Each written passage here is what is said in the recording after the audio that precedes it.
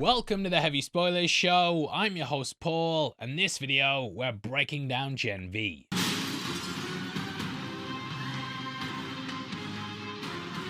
Episode 6 is now here, and in this video we're going to be going through it all. There's major Easter eggs, some family reunions, and a big cameo I never thought we'd see. Yep, Stan Edgar is back, baby! Since season 4 of The Boys, he's been out of jail and has set his sights on reclaiming the company. It's an episode that's another great example of how season 2 is setting up for its parents' 5th season, but not at the cost of its own storytelling. Vicor is Vigon, Marie has a precog sister, and the characters are now going Tom Cruising for a bruising. Steven Spielberg. Minority Report. With that out of the way though, thank you for clicking this. Now let's get into Gen V. What do you want?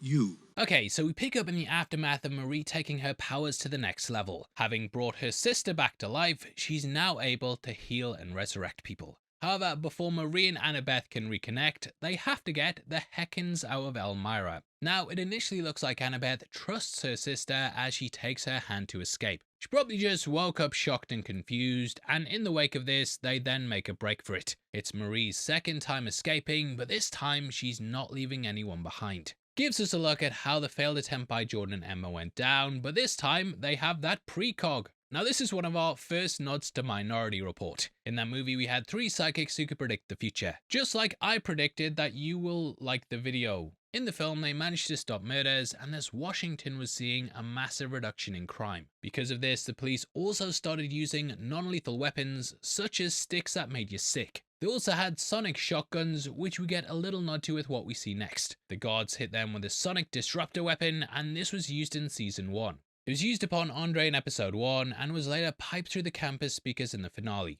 Luckily, Jordan stops them though. We later learn it was Thomas Godolkin who invented the weapon, and it was part of his plan to try and control the soups. But we will discuss that more in just a bit. They then try and escape and almost fall into the dead end that Jordan, Emma and Andre might have come across last time. Thankfully though, Annabeth can sense where to go. Precognition is a crazy power to have, and we've seen lots of characters possess it in other comics. The first one that springs to mind is the Inhuman Ulysses, who was the main focal point in Marvel's Civil War II. This book had 2 sides basically split over the character because he could apparently predict the future. Because of this, he could see when major things were about to happen, such as Bruce Banner, he's about to go mental as the Hulk. One side thought they had a duty to act like, let's go and kill him and stop these things from going down, while the others thought, look, he hasn't done it yet, mate. It's wrong to punish people for what they haven't done yet. He might not even be predicting the future. So yeah, lots of stuff in that, and there's also Destiny the Mutant, while Dharma has the power in DC.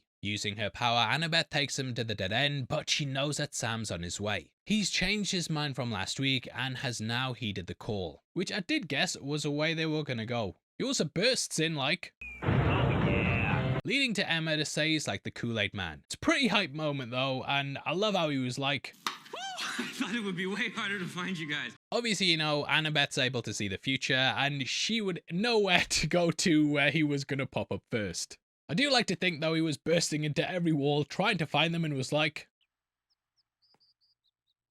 At least he has a van, though, and they bust the hell out of Elmira. Again, like that place is more of a revolving door than Arkham Asylum. They then ditch their phone so they can't be followed, and basically drive into the night. Now, after the adrenaline settles down, Annabeth realizes the weight of the situation. Despite accepting Marie's health, Annabeth has no desire to talk to her sister. I mean, the last time she saw her, Marie accidentally killed their parents, so it is understandable. I did even wonder though if Annabeth has seen something in the future that's made her terrified of her sister. There is a version of the future where Cipher wins and Marie's used as part of his ends to control life and death. As we've seen so far, he's a complete monster, and with Marie at his side, he'll become unstoppable. So I did wonder if she's seen that, and knowing she killed her parents has made her instantly assume that she can't be saved. Sometimes I'll get a sense of something.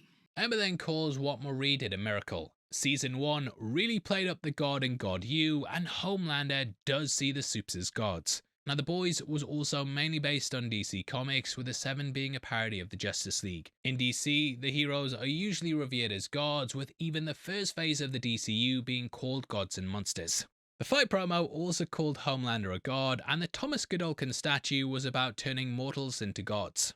Potentially, they're making Marie like this, and if she can heal the sick, she'll be in league with Jesus. He of course cured the leper, gave sight to the blind, and brought Lazarus back from the dead. Marie has just done the latter and could potentially cure Thomas Godolkin. I also wonder, can you not give Kate a hand? But yeah, Odessa was intended to make godlike soups. The only two came out of it were Homelander and Marie, and they're opposites in every way. One is the perfect American who loves baseball and milk. Maybe a little too much with the latter. He's apparently the best of us, when in fact we know that he's the worst of us. Marie, on the other hand, is being told she'll be difficult to market because of her skin colour. However, we know she'll always aim to do the right thing, even when it comes at a cost. This idea of one being the perfect person to market also goes down to their powers as well. Homelanders seem really coolly super strong shooting lasers and stuff, whereas blood powers seems a bit gross. If he's a god though, then he's more like Satan, while she's like Jesus. Miracles are also attributed to gods and saints, so this really fits in with what the writers are trying to tell us. Eva Marie is sort of a play on the name Mary, and yeah, you can kind of draw the conclusions there. She also has apostles who've witnessed the miracles and will spread the words of her deeds. Due to the way that the boys is, I also wonder if she's gonna die in some big sacrificial move, which we'll see in this season or maybe next time. Now it also turns out that #Cipher was right, as she explained she just listened to his advice. She tapped into every cell and brought her sister back to life. From things like the Vicor fight, the one-on-one training, UFC bout, and now this miracle, she's fast becoming one of the most powerful soups of all time. Victoria Newman's someone who could have potentially defeated Homelander, but Marie is even more powerful than that. As Jordan mentions later on, she could be the only person who's finally able to defeat him. He's super powerful, and not too much spoilers, but even in the comics, the only person who could defeat him was sort of himself. Jordan then later jokes that they're cousins, and I do wonder if there's more than a DNA connection that's yet to be revealed. What it is, though, is the ultimate middle finger to the Nazi origins of Compound B. A black woman is the only other god to be made from the Odessa project, and it does kind of contradict what Vought are putting out. I do also wonder if this is going to play off figures like Jesse Owens, who famously beat all the competition in the 1936 Berlin Olympics. Each of her friends realize the magnitude of what she's achieved, and finally the Supes are becoming the gods that they've been touted to be.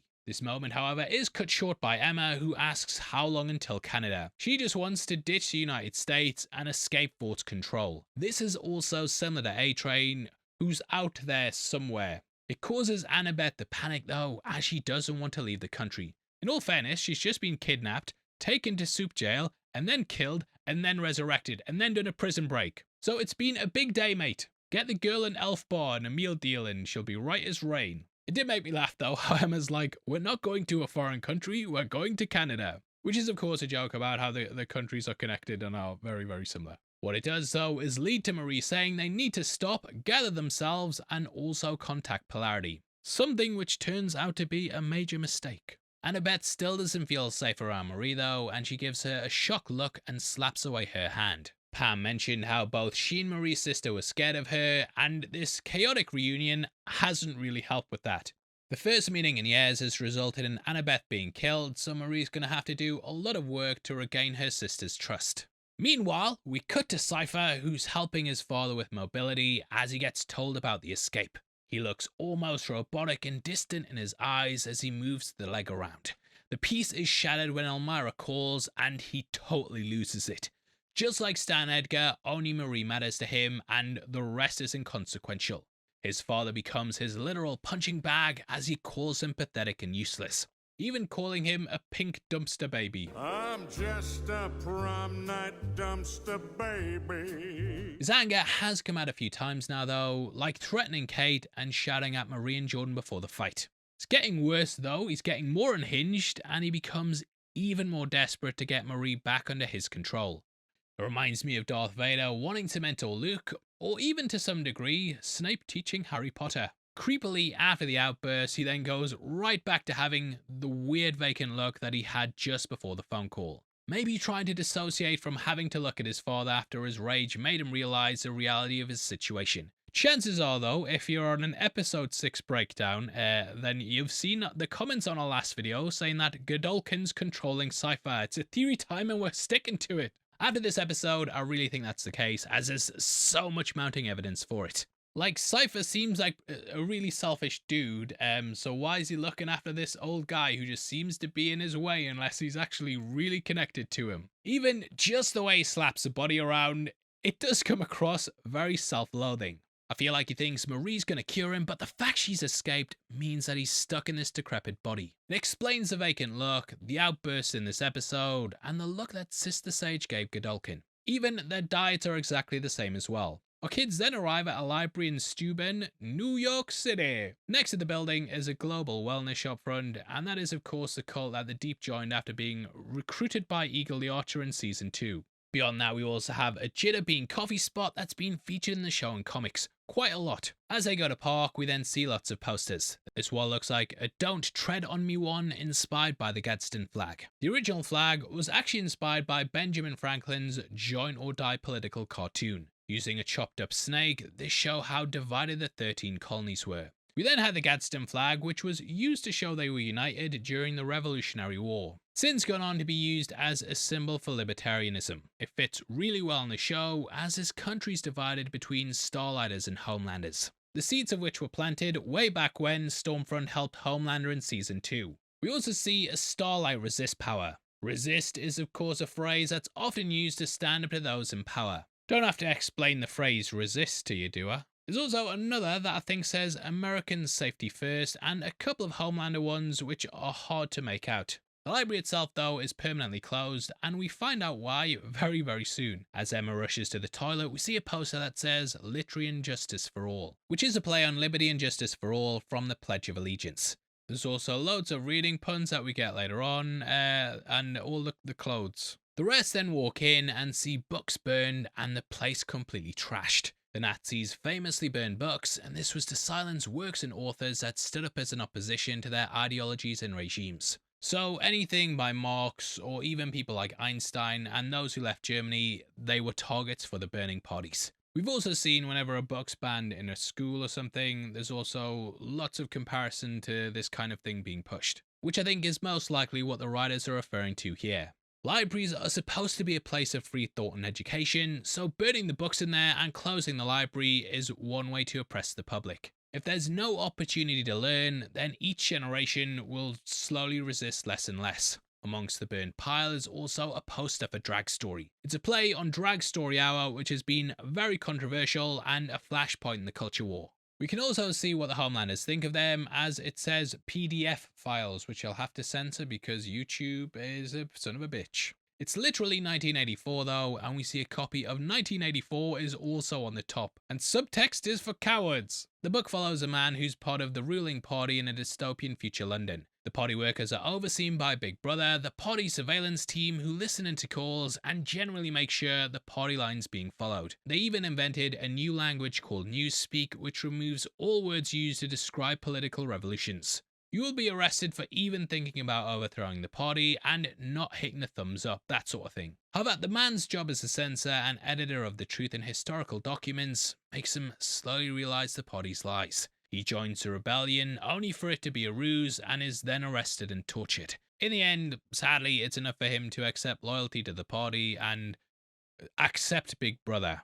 Since its publication, its names became shorthand to describe oppressive regimes and government censorship, with this meme being used heavily. So it's very apt that the book's been burned under Homelander's rule, especially as it basically fits what the students are also doing. On the left, we also see Beloved, which is a book about former slaves, so it looks like they're burning anything that doesn't fit Homelander's narrative. The crew need food though, water, and a way to survive on the run. At least though, Kate's managed to find some new clothes for them to wear. Jordan and Marie have an awkward moment as they discuss the magnitude of what happened in Elmira. They say that things are very different now, and I mean, yeah, Marie's brought someone back to life, which is huge. Either way, we see as Sam manages to find the Scooby snacks. It's pretty similar to how he and Emma went on the run in season 1, so it's only fitting that they start to reconnect while on the run once again. He's got an armful of what looks like Firecrackers Freedom Sticks, which are the crisps that we saw in episode 1. Sorry, potato chips. But all chips are made of potatoes, mate. That's why we call them crisps, and that's what makes this country great. What makes this channel great though is the merch store right below the video. There we have not only our Me and the Boys t-shirt, but we've also just launched 2 more boys inspired ones. The first is the brand new Homelander themed shirt, which is hot off the press and on screen right now. We also have our Godolphin University themed sweaters as well, and on the shop, if you buy multiple shirts and sweaters, you also get more of a discount. So if you like more than one, buy more and you'll save more money. I'm doing you guys a favor here, surely. I'm giving you guys a favor. So yeah, do it, and it helps videos like this get made, so you better fucking do it. Now, I did find it funny how Sam snaps the handle off the door as they find the phone. The place is abandoned, but luckily it still has powers, as we see the PCs run on Vought OS. But we know that Microsoft is a thing, as we see the Bing website in just a bit. But yeah, as we know, mate, no one in the real world uses Bing. Getting to the phone, Emma then realizes that she doesn't remember Polarity's number. Not just that, she can't remember anyone's number. And to be honest, I'm the same. Gone are the days of having to call people from a payphone, as we just have our mobile contacts all saved for us. It's not only a Gen Z thing, it's a skill that we millennials have also unlearned over time. Like, I can tell you my phone number from my first house off by heart. I'm not going to do it in case people still live there. But my wife's phone number, fuck, I'm screwed, and she's not changed her number for like 15 years. The internet has completely changed everything though, and we don't remember things, but we're more than happy to tell you everything about everything we think every second of the day. Everyone's like this. My name is Walter Hartwell White. I live at 308 Negra Arroyo Lane, Albuquerque, New Mexico, 87104. So the only thing she can do is check her Instagram DMs. Also check through the names to see if there were any Easter eggs, like we had on Polarity's phone last week. Come on man, I gotta pump those numbers up. Screen Crush has 61 Easter eggs, then your boy Heavy Spoilers gotta have 69. Nice. One of the names is A.K. Laku, who was someone who worked on both the boys in the show. We also see Greg hitting her with the smooth and also an emoji, you dirty boy. You know he slid right into those DMs after meeting her earlier in the season, and it did make me laugh how Sam says, "Who's a guy DMing you?" He's trying to be casual and ask who he is, and is clearly still interested. I think the pair have great chemistry, and this is shown in Stan Edgar's bunker. There's also a group chat with Ali and Harper, and she sends a DM asking them to contact Polarity. This is a terrible idea though, as if their phones are being tracked, then yeah, your social media will be as well. I've watched enough seasons of Hunted to know that. It proves to be an almost deadly mistake, as Vicor arrives to fight them not long after this. However, it was actually a lo-fi trace as Cipher intercepted Harper's call. Cutting to Kate, we then see her trying to cover up her scar with a beanie hat. This is obviously harrowing, but it's actually something that Vought ended up using as a fashion statement to then sell more beanies, with them completely missing out why she even had to wear one in the first place. Justine took inspiration from the hat, and it then became a trend. Huge shoutouts to Ryan Ari for pointing out that after this, you can actually spot more people wearing beanies in the background of episode 3. We will get those 70 Easter eggs no matter what. Back in season 1, you know, Kate was shown as being very, very glamorous, so seeing her like this in this vulnerable position, it's quite a big fall from grace for her. She's gone from being the favourite of Shetty to leading the rebellion at God U, being accepted into Vought, and now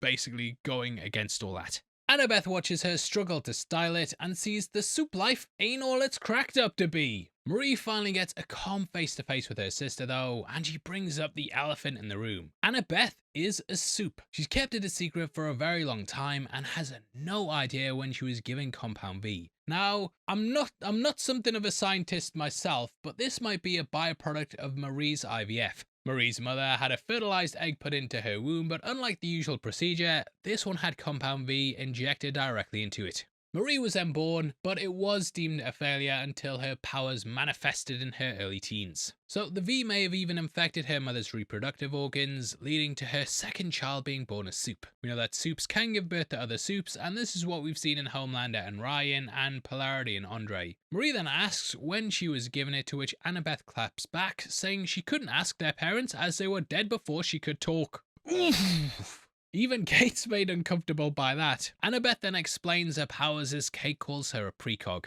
Annabeth brings up how she senses something as mentioned earlier, but it doesn't always happen. But this precog is basically precognition of when something's about to go wrong. Kind of like a spider sense maybe even. I think that if she had the same training that Marie had been receiving, then she could predict with 100% accuracy. The discussion ends frostily though, as Annabeth just wants to get back to life and check in on Pam. She can't though, as it puts Pam and everyone she knows in danger, especially with Vought arresting humans without due process. It also makes me wonder what would happen if Cipher and Sage knew she was a soup. I wonder if they would have tried killing her if they knew, as Sage is obviously very into planning things. Now I can imagine there might be some ideas around Sage potentially being a precog as well. However, I just think she's extremely smart and able to work out all the variables. Marie then explains that she's been spending the last decade trying to find her and that she's the only family she has left. Forgot to mention last week how Marie knew that Annabeth didn't want anything to do with her since she was told by the interviewer in season 1. But this emotional outpouring doesn't work, as Annabeth says that everything bad that's happened to her has been caused by her sister.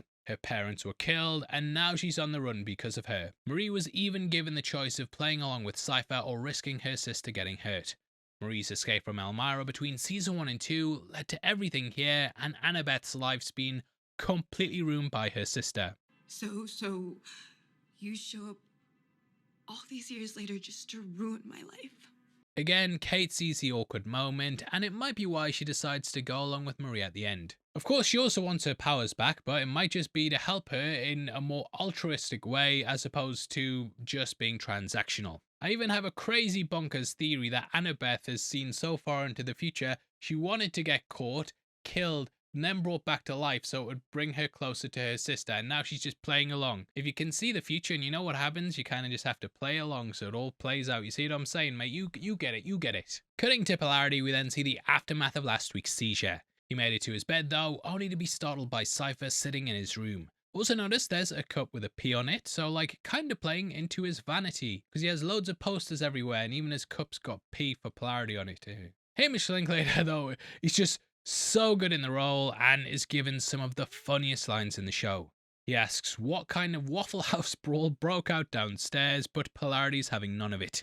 He's obviously hostile after last week's meeting in his office. He's told that Marie will be contacting him soon and he wants the message relayed. He says that if Marie comes back to the campus and finishes her training, then he'll leave all of her friends and sister alone. It's basically a get out of jail free card, and Cipher further using her friends. Firstly, he hurt them by trying to manipulate her, and now he's playing nice and giving them their freedom. Polarity was correct in saying that there's nothing that will make Marie come back, as Cipher's untrustworthy. He's reluctant to get the message out, so the Dean uses Andre's death to cut through, even promising a cure for the dying soup. Polarity barely has any time left, which Cipher's capitalizing on. Andre's seizures got closer and closer just before he died, and Polarity's suffering the same problem. By finding Marie, he could be cured of his condition, and the micro tears wouldn't be a problem anymore.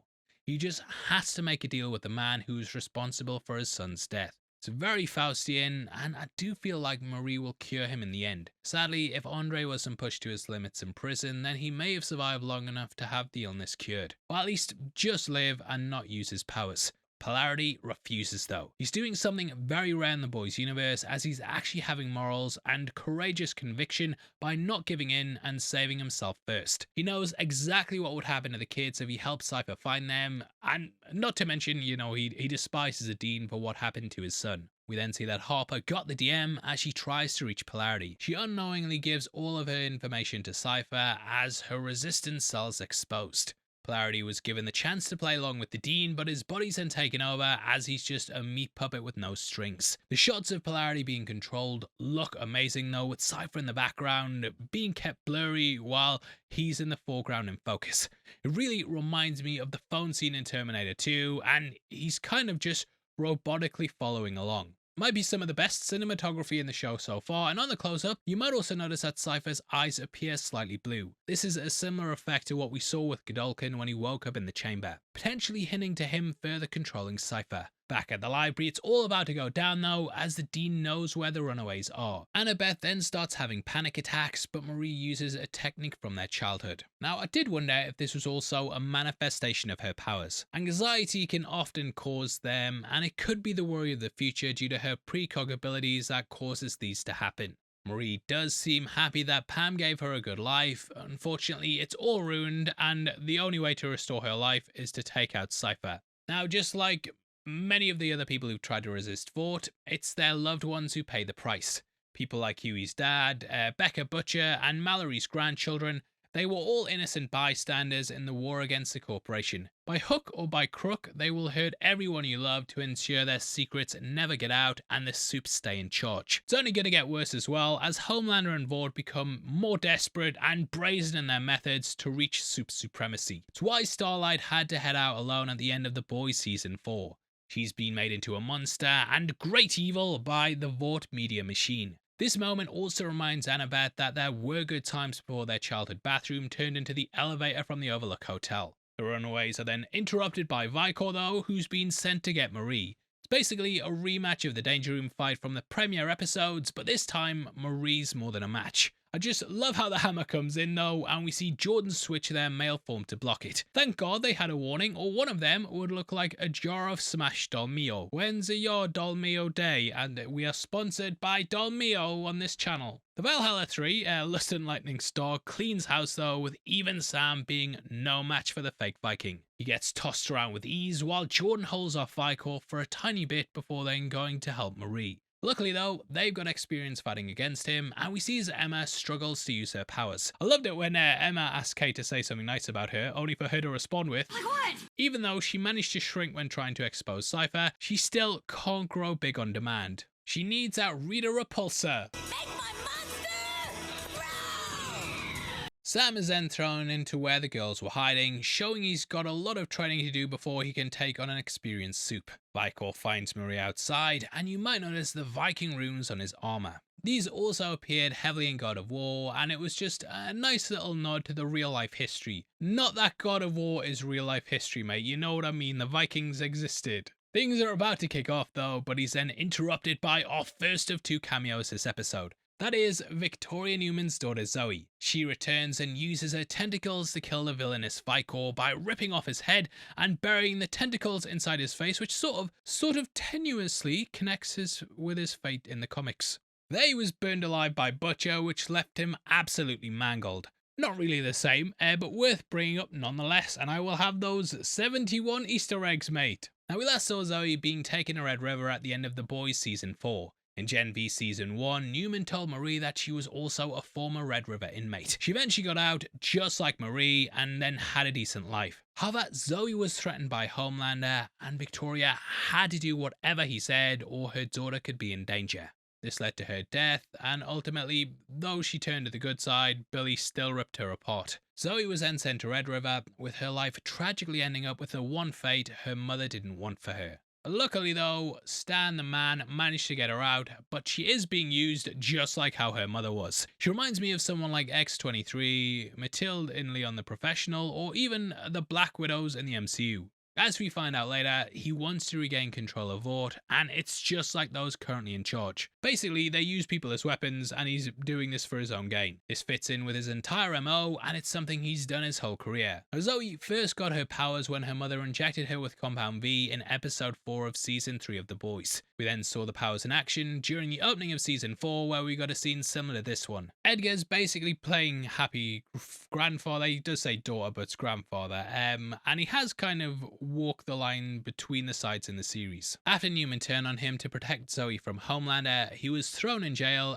and basically made liable for the crimes that Vought had committed. He was then asked to team up with the boys to make the Supe virus, only to learn that his lab had been ransacked. Billy tried to send him back to jail, only for Victoria to kill the driver so he could then go free. So we're finally getting answers of what happened there. The only person to recognise him is Kate, which is weird, as surely his arrest was very high profile in the Boys universe. But hey, who's got time for the news when there's butt chugs to be done? You might also notice that they're all wearing library clothes at this point. This is where I'd normally thrown a shout out to our merch store, but we've ruined it by doing it earlier, so moving on. Zoe also seems quite cheerful as she tells Marie that her mum mentioned her. She's completely covered in blood, akin to how Marie and her mother have been shown throughout the franchise. Throughout Season 1, this was also clearly a nod to Carrie due to the school setting. Travelling to the safe house, Edgar has planned ahead and has built a bunker. Obviously he knew he was playing with fire with the Supes, but he's planned accordingly and got a lovely safe house. Stan's compound is huge though and highly sophisticated, which fits with the current trend of luxury bunkers being built to survive the apocalypse. Something Stan mentions when he says that his one's better than Mark Zuckerberg's. As we learn, it's 90 feet below the ground under layers of zinc reinforced concrete.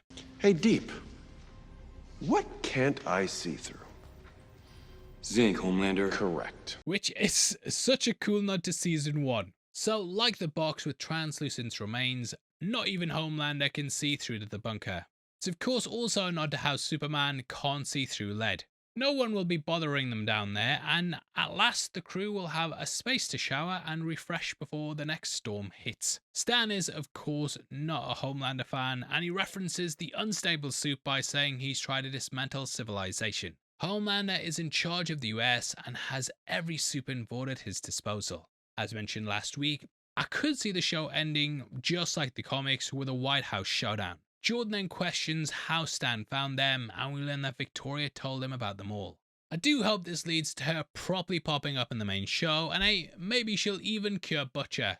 I doubt it though, and yeah, if you've read the comics, then you'll know what direction we're likely going to be heading. Either way, Stan managed to track Vicor down, as he knew about Marie being on the run. One detail I also liked was how Jordan's top is really tight when they're in the male form, but it fits just right as a female. If you want to check out a shirt that fits just right, then check out our merch store below. We've already done it. We've already fucking done it. We also see Zoe grinning again while Stan explains everything and tells everyone to go and clean up. Marie then asks for answers, and we learn a bit more about Project Odessa. All the while, Stan gets to flex his cooking skills. He paid Thomas Keller a hell of a lot of money to teach him. I paid Thomas Keller a high 7 figures to teach me to cook. It's no wonder he would charge that much, as Keller's the owner of a legendary restaurant which is called the French Laundry in California. Heard it's one of the best eateries in the world. I'd just settle for Greg's myself, so I don't know, but I've heard it's great. But so is Greg's actually. Now, the kids have to help him make a frittata as Kate sees through his facade. She's victim of those in the soup industrial complex and even those who want to bring the whole system down. However, Stan says he doesn't want anything from her, as he's only interested in Marie. He said that Project Odessa had many failures and only the IVF managed to get some results. As they eat, he then explains that the program was shut down 20 years ago and barely anyone knew about her origins. At Fort, there were some rumors that Thomas Godolkin survived, as his body wasn't recovered after the fire. The kids then give Stan a reveal of their own, as they say Cipher's keeping his dad in the Dean's residence, with Edgar surmising that the burn-up person is most likely Godolkin himself. And yeah, mate, you'd know that if you watched our breakdowns. You'd know that like 3 weeks ago, you sucker. Cipher then burst onto the scene and was able to replicate the experiments of Thomas Godolkin, which again is another clue that it's actually Godolkin controlling him. After all, Cipher means a hidden thing behind a mysterious code, and if he's the Cipher, then what's the truth behind the code? That sort of thing, mate. Yeah, but basically they explain that his secrets were lost in the 1967 fire, and somehow Cipher has managed to redo them. He is his son after all, so he could have been told, but I'm thinking at this point the twist is getting a bit obvious. Only 2 more weeks. What it also hints at though is the power of V. Godolkin would be over 100 years at this point due to Ethan Slater being in his 30s and his introductory scene taking place in the 60s. Stormfront stayed the same age for decades and also survived the horrific burns just like Godolkin. Perhaps some V got into his lungs during the fire, which is why he survived, but he wasn't able to walk away unscathed. Or walk. I feel like he likely would have woken up, taken control of one of the guards, and then basically taken his body out of there and just stayed away. The meat puppet doesn't actually feel any pain, and it was probably through this that he managed to get through things. Stan then finally gets to the point and explains why he saved Marie in the first place. He wanted to keep her safe and then use her loyalty when he regained control of Vought. Newman was able to pop people's heads who were enemies of Edgar, and while she died, he's now got another head popper to use to stay in control of the company. As always, it's what can you do for me with this man? With the Godolkin reveal, he now wants to somehow obtain the solution to controlling soups from out the Raisin's head. Marie could heal Kate, and then she might be able to go into his mind and get all the information, which is likely why she joins Marie in escaping later on. Meanwhile, Sam and Emma have a moment together.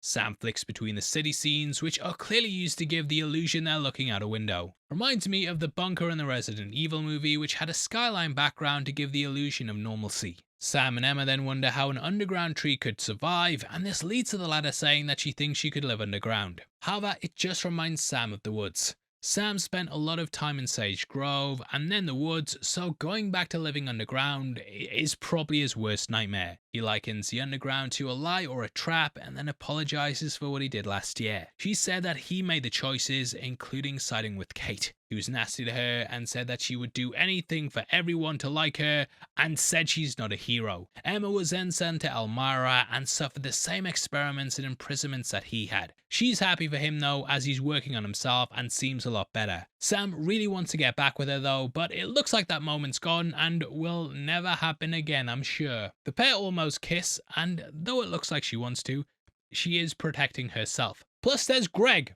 who has like the same haircut but none of the issues that Sam does. We are a Sema account here though, mate. We are, I must say that. We then get to see Zoe and Annabeth, with the latter wearing a hoodie that says, "I like big brains and I cannot lie," which is a reference to the song Baby Got Back by Sir Mix-a-Lot. Annabeth then says sorry about her mum, and she says her dad's probably dead too, as Stan can't find him. As of season 4 though, Samir's on the run after escaping Billy's makeshift virus lab. In the finale, Victoria alludes that the pair met up and he informed her of the lab that she would later die at. So no doubt he'll show up soon and probably try and wrestle his daughter away from Edgar. Poor Zoe says she's there to make sure nothing happens to him, and it will be easier if Marie decides to stay. It's also funny how Zoe asks if it's good having a sister and if they do each other's hair. If only she knew. Annabeth reminisces though about how sweet they were when they were kids and that she would protect her. It's sad though, as just as Marie's found her and Annabeth's starting to warm up, Marie has to leave, once again leaving people who care about her behind. Then, as mentioned earlier, Stan shows Marie Godolkin's old documents, which show him as the inventor of the sonic device. He also invented the inhibitor collar and wrote about how halothane gas could work in grenades. It's an old type of anesthetic that has been phased out over time in our world. However, it has been used in the show, and it's what Cherie originally gave Frenchie to knock out Kimiko with. The boys also try to use it against Soldier Boy. Stan doesn't want to go to Godolkin though, and says that when the dust settles, those who remain will then reshape the world. I might be spoiling the show if I talk about what happens in the comics, so I'm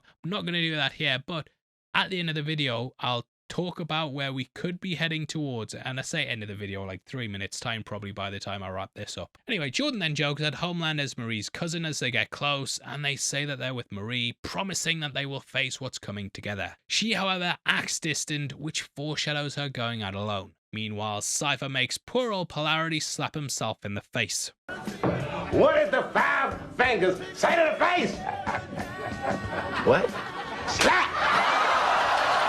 The Dean then reveals his plan, which is in fact a cull. He wants to get rid of all the worst soups that God you, and only the strongest soups will survive. Survival of the fittest, and kind of like the culling games in Jujutsu Kaisen. Almost. So Bushmaster, yeah, you better get good at fighting. It's kind of like what the Viltrumites did in Invincible as a way to strengthen the herd. They have one of two fates, and either their powers will get stronger throughout the fights, or they're gonna die. This leads to a eugenics type thing where only the useful powers will be passed down the student's family tree. Luckily though, Polarity manages to stop the final slap by using his powers, and Cipher runs off. Perhaps you can only control someone for so long, or the magnetic powers scramble the Dean's brain. We then see Marie leaving and hear a cover of Don't You Forget About Me by Zoe Fox and the Rocket Clocks. It's a fitting track as the original was used in The Breakfast Club. That is a movie about kids from a wide range of school cliques brought together in weekend detention. Of course, the lyrics can be taken literally as Marie sees her sister sleeping while the song plays. Both siblings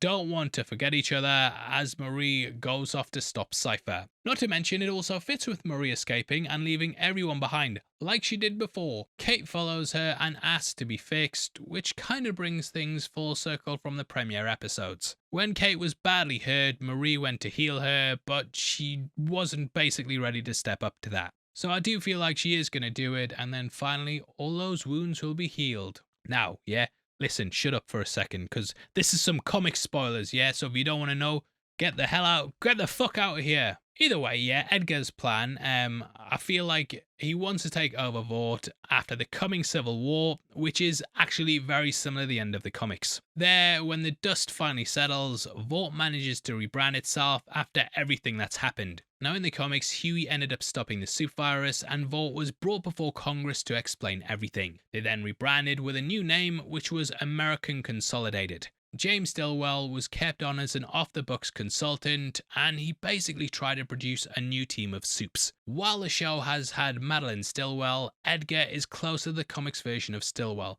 even though Edgar exists in the comics. So I feel like once the dust settles of Homelander's crash out and Billy's virus plan, that ball will keep going. Now in the comics, the new generation of Supes were called the True, but they sucked. They even revived the Deep, and yeah, you can read the subtext there with the White Hood mate. Read the subtext. Ultimately though, the True didn't work out, and the Supes always end up psychotic. And so, in the end, Stillwell finally realised his worst nightmare. Compound V was simply bad product, which is what he referred to Homelander as being earlier in the show's history.